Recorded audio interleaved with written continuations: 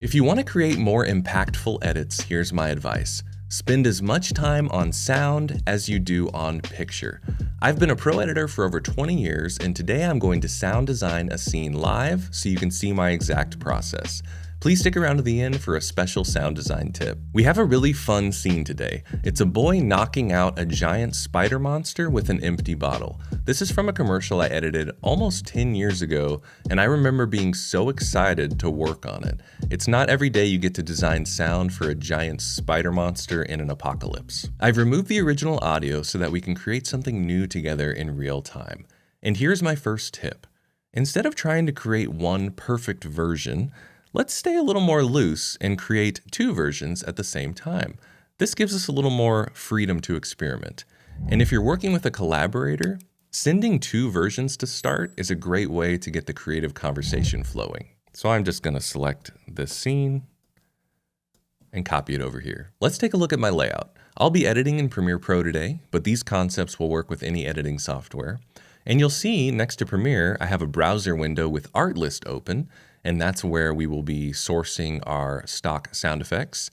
And then I have two Finder windows open. One is the Downloads folder. This is where everything from my browser automatically downloads. And then I have my SFX folder, where I actually keep my media organized. I like to start my sound design with backgrounds. I'm going to search for the word apocalypse and see if we get lucky with some nice kind of post-apocalyptic ambience.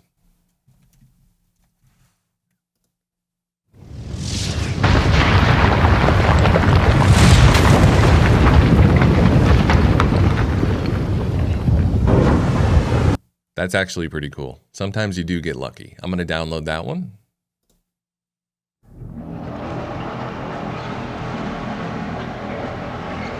I don't love that one as much.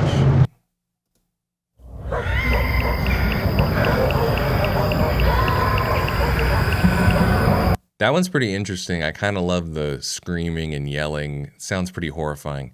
Maybe we'll try that for our second version. Okay, to stay organized, I'm just going to drag these files to my SFX folder, and then I'm going to drag them straight in. I'm just going to rough it in. That'll be for the first, this will be for the second.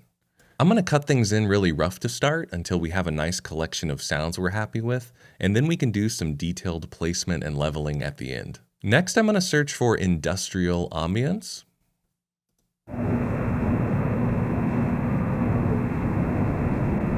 Not quite what I was looking for. Okay, that's a machine, not what we're looking for. It's another machine.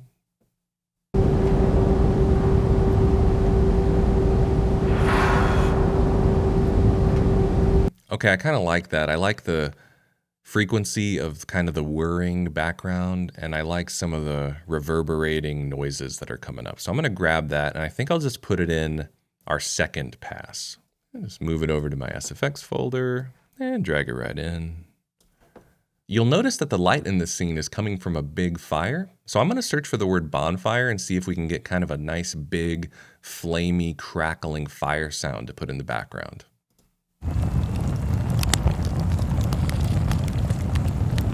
That I really love. I'm going to get that one.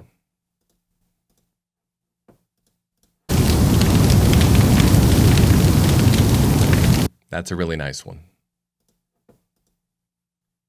Let's just rough these in.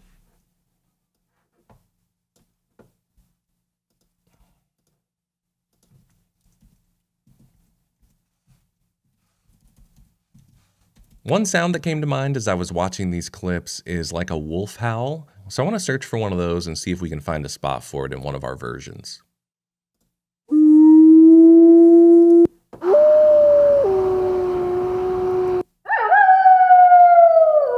That's the one I was looking for.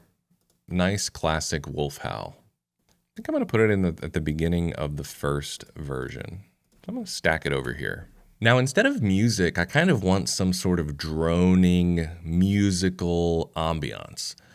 And we can actually, in Artlist, search under filters and genres for something called atmospheres. The first one's called Fright Night.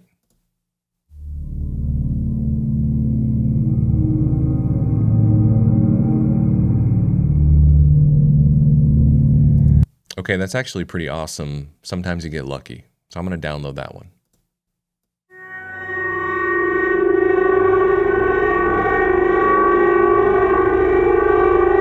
That's pretty intense, but might be cool to try on the second version.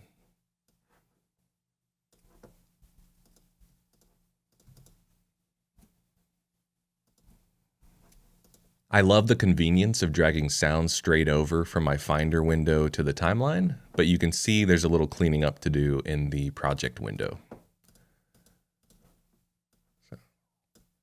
Okay, now we're good.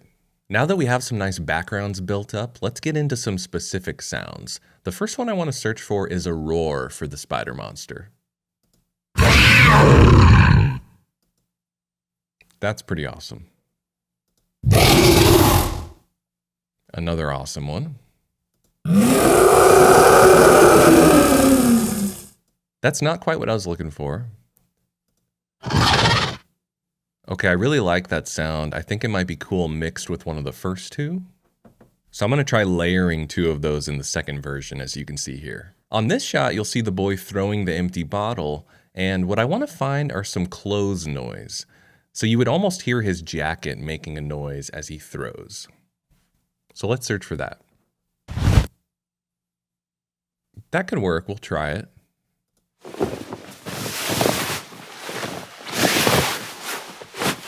I like that quick one in the middle, so we'll try that on the second version. Now let's get a bottle break sound for the impact of the bottle on the spider. That's great. Another option, a little higher frequency. Awesome. I also want a big impact sound for when the spider falls to the ground. For this, I usually search for something like body falls.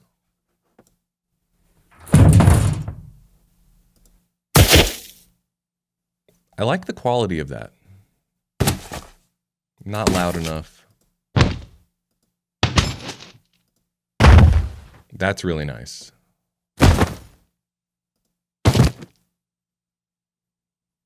I think I like these as well. Sometimes it's good to double these up. Try these two over here. And these over here. We have the spider fall, but then the spider sort of dies. So I want kind of a dying sound. Let's see what happens when I search for dying. That is really cool. I'm going to try that one, and I think that first one. Let's try those two. The last shot of our scene here is of a man yawning. Now, typically we would record the actor yawning on set and use that production audio in the final sound design. But since we don't have that here, we're going to search for a yawning sound effect and just see how close we can get in syncing one up. Let's take a look. Let's try that one. And let's try that breathy one and see if it matches up better. Let's quickly clean up our project panel and then start fine-tuning these sounds. The S on my timeline stands for solo, so it's only going to play the tracks I have soloed, which in this case are the first ambiances we put on track 1. Let's listen and see what we have.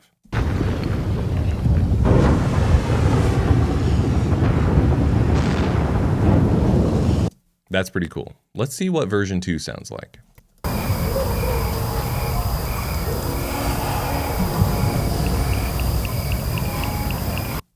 Okay, I think I found a section of that that's pretty cool. I'm just going to lower it quite a bit. Now I'm going to solo track 2 and see what we have here.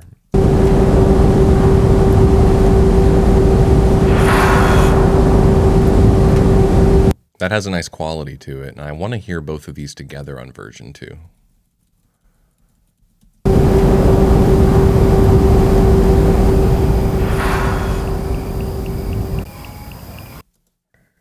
Just going to level these out a little bit. And let's see what we have on track 3 soloed.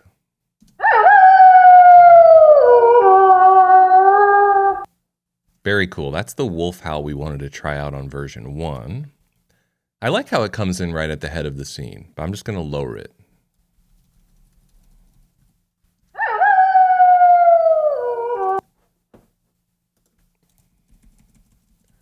Let's see what we have next on version 2. Ah yes, our fire sound. Very cool. Our second fire sound got lost, so I think I'm gonna grab it from over here. Okay, great. I got that fire sound I had missed, cut in, and I'm trying to keep these organized on the same tracks. So fire sounds are both on track 3.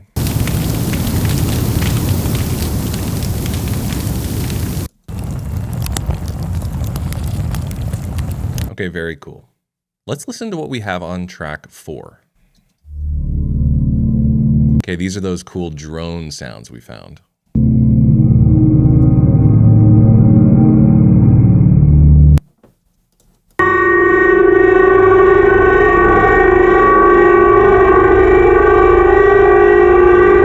Very cool. They just need to be mixed a lot lower. I'm using keyboard shortcuts to raise and lower volume. So I have Command T nudges volume down by 1 decibel, and Command Y on my keyboard raises volume by 1 dB.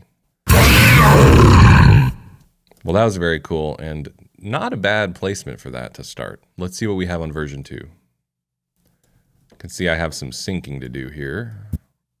Let's listen to these 2 monster roars together. I really like that. Let's see if we can get this close noise to work. It can be pretty subtle.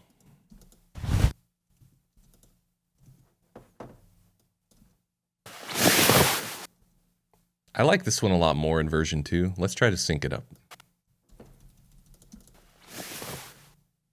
Very subtle. I like how that one worked out, but we'll leave both in so we can hear them all at the end.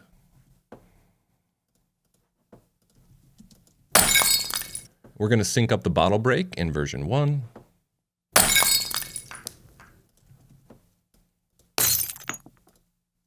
Okay, now we have these nice body impacts, so let's sync these up for when the spider falls to the ground. We have 2 more over here. Let's sync them up. Pretty cool. And this track, I think, was the monster dying. And I kind of want it to happen when his body settles at the very end. And now we have that yawn. Let's see if we get lucky and can sync these up. Just going to do some general leveling.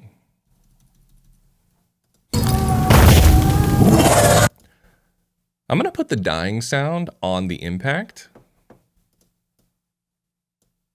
I think that might work a little better. I'm going to save the howl for the end, and I'm going to get rid of the dad's yawn, which I don't think quite works.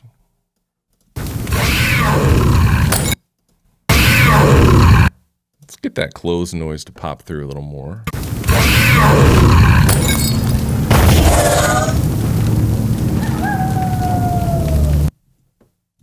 Okay, that's getting somewhere. I think the bottle needs to come up. This is kind of overwhelming. I'm going to mute that drone we put in. I'm going to raise the roars a little bit. Raise up that bottle.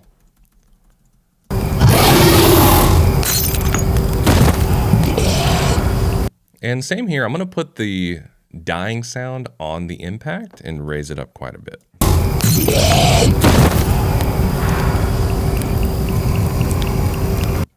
Sync up the yawn a little. Let's hear it a little more. This one I believe a little more, so we'll leave that in. Before we listen to the 2 versions we created, I have a tip for you. Whenever you're working on something with visual effects or even a motion graphic that hasn't been completed yet, I highly recommend starting your sound design. Not only will the sound help you sell your edit, but the sounds might actually inform the motion graphic animation or the animation of a giant spider monster in this case. So get started on your sound design early.